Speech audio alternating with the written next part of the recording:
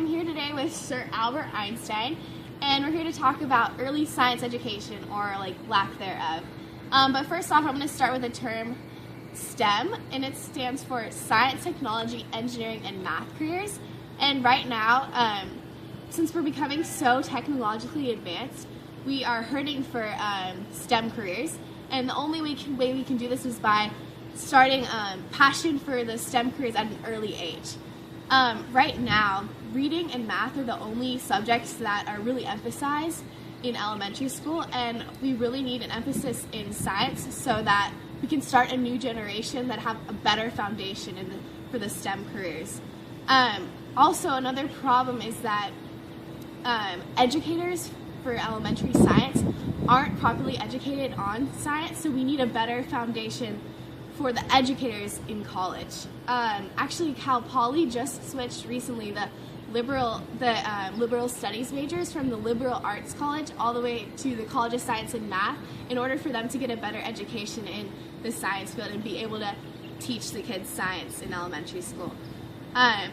Whenever I ask kids in elementary science to recall what their favorite thing was about elementary education, most people come back with saying Bill Nye the Science Guy.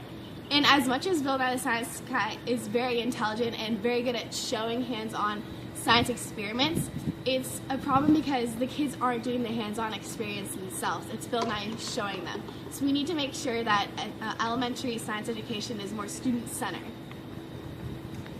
Right now I'm sitting in front of the Center for Science and Math at Cal Poly, and Cal Poly is known for their Learn by Doing. I'm going to first off talk about how nationally our test scores for all elementary school students are very low in science but very high in reading and math. And the problem is because they're not learned by doing.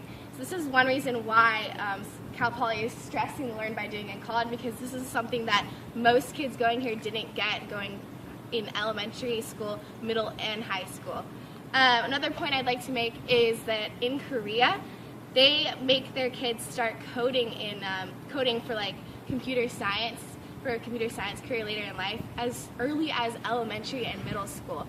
This is one of the reasons that they're so much more technologically advanced than we are in America.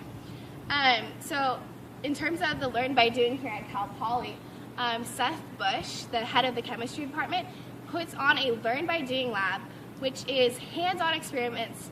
It's more of like a field trip for 5th through 8th graders that come from all around California, and he lets them be able to investigate and be able to make observations and conclusions based on these experiments that the kids get to come in and do.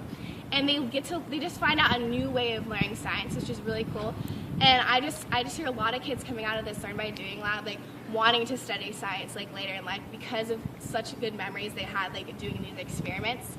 Another thing is that even teachers get to benefit from the Learn by Doing lab because they get to bring home a new way of teaching the kids that the kids get to enjoy so much.